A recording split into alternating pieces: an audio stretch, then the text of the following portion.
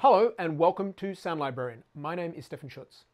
Recently, I was very fortunate to meet the sound designer for the game Limbo. This was while I was attending a conference in London, and I was I felt very privileged to meet him just because I wanted to say to him how impressed I was with the sound design in Limbo. I've played the game, not all the way through, and what impresses me most is that as an independent game, it has some things that have been done with the sound and the music, and I say that because there's not really much in the way of music in it. There's things that have been done that I've never even seen in AAA games. And I think this is one of the things that's happening with the industry. There are elements of production and artistic creation that are happening in the independent scene that I'm not sure can happen in the AAA market, because AAA games generally have big budgets, and a consequence of that is that quite often the people who are putting the money behind these budgets are a bit conservative, and so they want something that is a tried formula. Limbo is something that is very new and very fresh, and the sound design is just beautiful. It really suits the elements of light and shade that the whole game typifies. And the entire game really occurs at a whisper.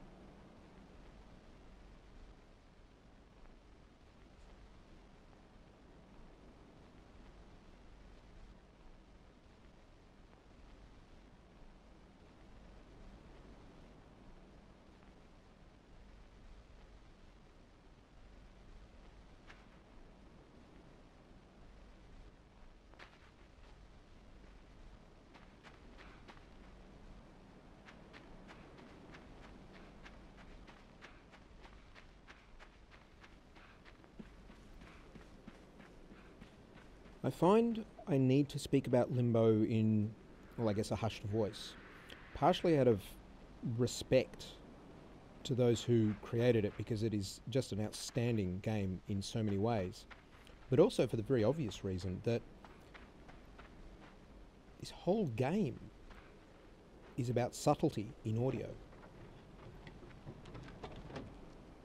So what you're hearing now is in many ways almost as loud as it'll ever get.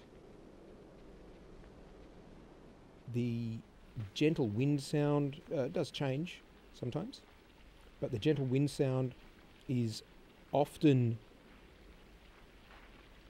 essentially just a whisper. The footsteps are some of the best I've ever heard in any game ever.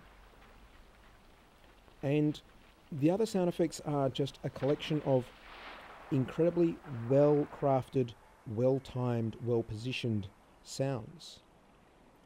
And yet, for all its subtlety, the sound in Limbo is actually, in a lot of cases, essential to the progression through the game.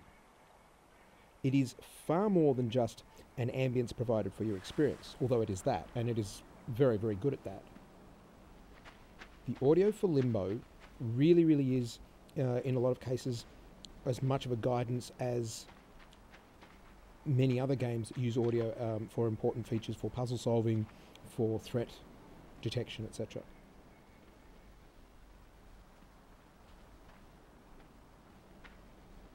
But in all honesty, I think Limbo has probably got my favourite ambience in any game that I've experienced. The sparseness and subtlety of it really highlights the isolation of the boy character. It really seems to accentuate in some areas the threat, because when there is a threat, the audio will change appropriately, and in a lot of cases leave no ambiguity as to the existence of a threat. And this I find quite interesting. As I, in a lot of cases, stumble my way through the environment, and I'm listening to the sound, and I'm listening to how immersed I find myself from this incredibly subtle audio environment, I find it interesting that most of the examples of subtlety within game audio, to my mind, are from independent games. It seems interesting that most of the larger commercially available games appear to be things that have to be big and bold and loud visually and sonically as well. So it is quite interesting to experience some of the really outstanding independent games that are available and see just what's been achieved with the audio.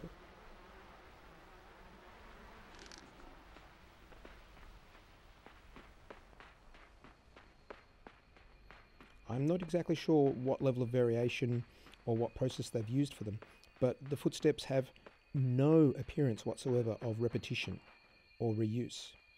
So whatever the system is that they're using, it is very well implemented.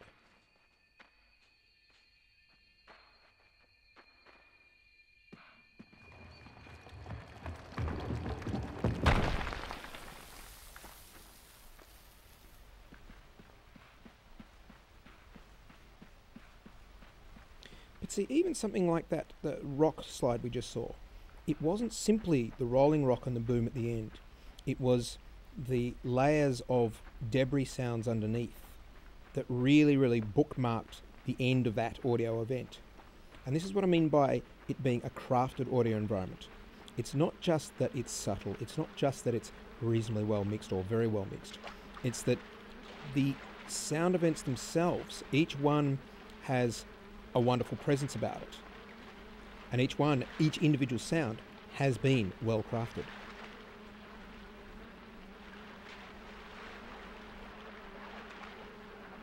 I think also that the subtlety means that something as small and minor in some ways as buzzing flies can become such a huge feature because there is nothing else to get in the way. And again, I find this quite interesting when you think about a lot of the argument to do with things like high dynamic range mixing and all the various sort of processes that people are going into mixing very complex game audio environments. And yet here we have something that is incredibly effective with quite literally a handful of sounds.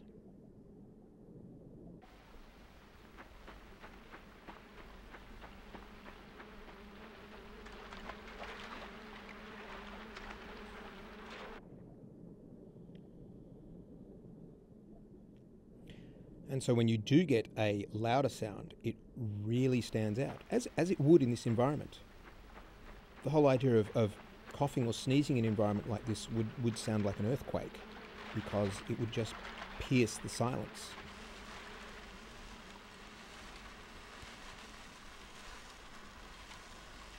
Although it is worth pointing out, again, how beautifully the audio of falling underwater is done. So even the experience of failing can expose some interesting crafting in the audio.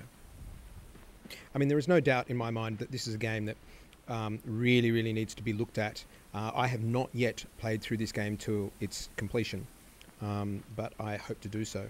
And as we notice here, I finally worked out what I was supposed to do, and it was actually above my head the whole time. Every time I spawned, I was spawning with the rope that I was supposed to be climbing up directly above me. It just took me a few attempts to actually be switched on enough to actually notice that.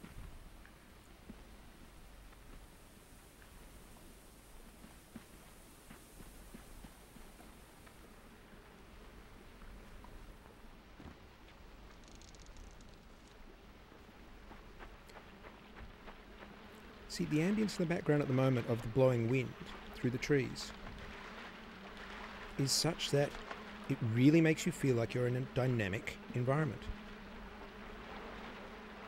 And the confirmation then that the log did indeed fall in the water, even though you can't see it, the sound was the cue that that log has gone where you needed it to go. And this is something that has developed in a lot of areas, that audio now has become far more than just a few cues to accompany a game in a bit of an ambience. Audio now is very much starting to play a role of informing the player of the narrative and of the situation.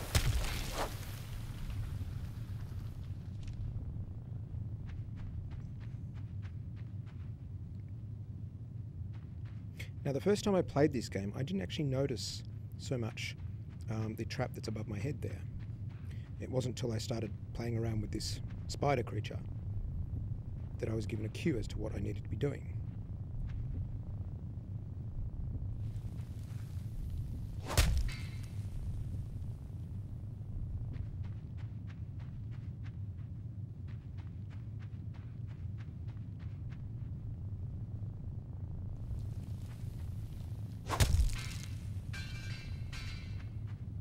And that was the cue. Panned off to the left-hand side was the clank that indicated to me very clearly that the trap or something had fallen down, and I went back and noticed that the trap had fallen down. Without the audio, it would have taken a lot longer to wonder what was going on.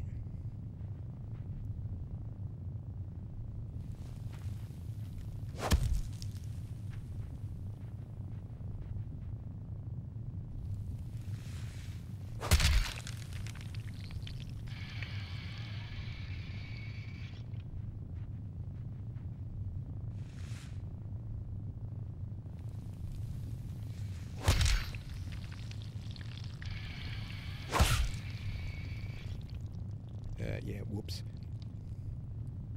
So, now I know what I'm supposed to be doing, even though I've actually done this before.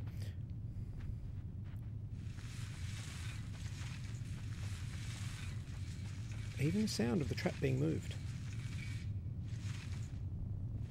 No throwaway loops. I think what it is for me is that at no point does it appear that the audio team, or in fact anybody on this production team, took the easy way out.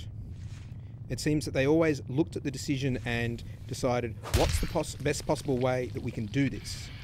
And if it takes a certain amount of time to actually achieve that, then so be it, because it will be worth it in the end. And this is what is very, very significant about a project such as this, especially compared with others. I've seen even large budget projects that have really just taken shortcuts.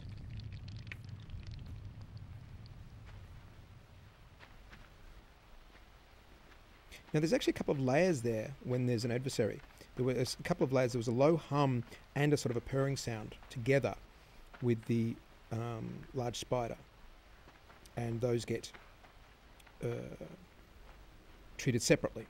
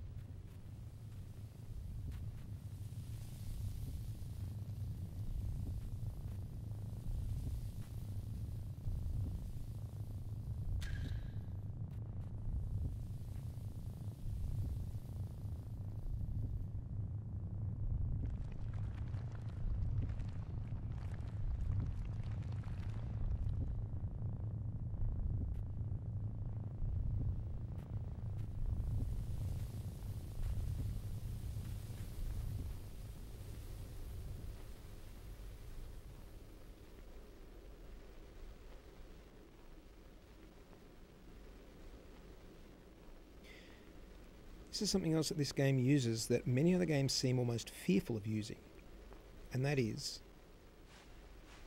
periods of almost silence. There is so little going on at some times from a sound point of view, and yet they seem quite happy for these periods to be accompanied by no music, no sound effects, almost no ambience. And I think this is something that is a very bold move that thankfully I'm seeing more of in game audio, and we really do need more of it. Silence is as important as any sound that you can add. And this is one of the things to do with Limbo. Limbo, in many ways, is all about light and shade. Visually, this is very obvious. We can see that there are, obviously it's black and white or monotone and dealing with lots of different levels of background shadows, light sources, silhouettes. I would actually argue that the sound is actually doing the same sort of thing. We've got the equivalent, we've got the audio equivalent of light and shade in the sound. Yes, I knew that was going to happen. So it's really quite interesting to see how complex conceptually I think the audio is, even though from an experience point of view it might seem very, very simple. I believe that it's almost certainly will have taken an awful lot of work to have created something that may initially come across as being very, very simple. But when you really, really focus on the audio and pay attention to it, there is just so much here. There's so much going on.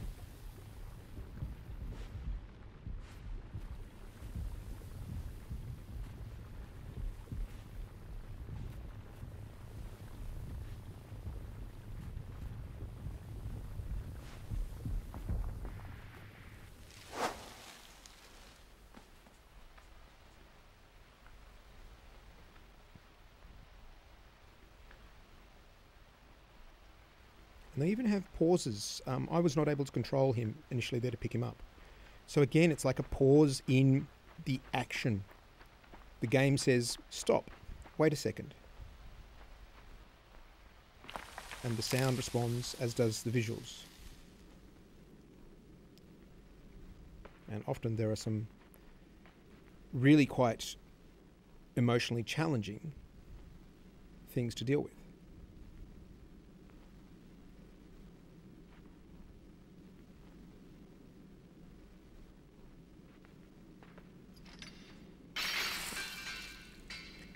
As well as technically challenging things to deal with. If I remember rightly, this is going to take me a few goes to get right.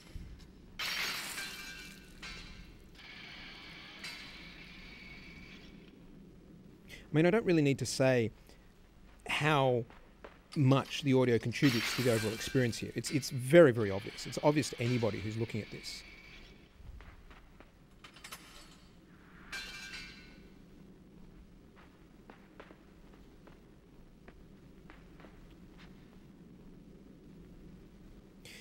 The big issue in some ways is that I think I could continue on going through as much of this as I captured, commenting on what is going on here, because there really is far more happening than might be initially apparent.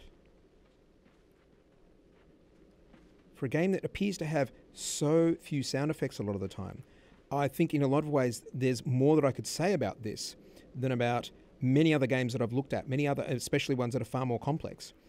It seems to be that the concepts here that are being achieved far outweigh the simplicity of the end result. And yes, that was a bit of a fluke.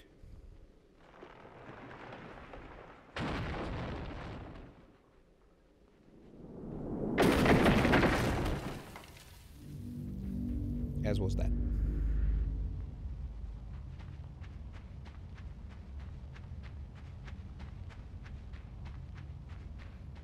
So really, at this stage, I guess we will leave it here, but I would suggest that there are many more surprises and discoveries that Limbo has to offer, and that they are well and truly worth the effort in taking the time to discover what Limbo has on the next screen. And this is one of the things about watching it and playing it, in that you are always curious as to what is coming up next, what it's going to reveal to you. It is truly a joy to play this game, and really, really quite inspiring to listen to as well.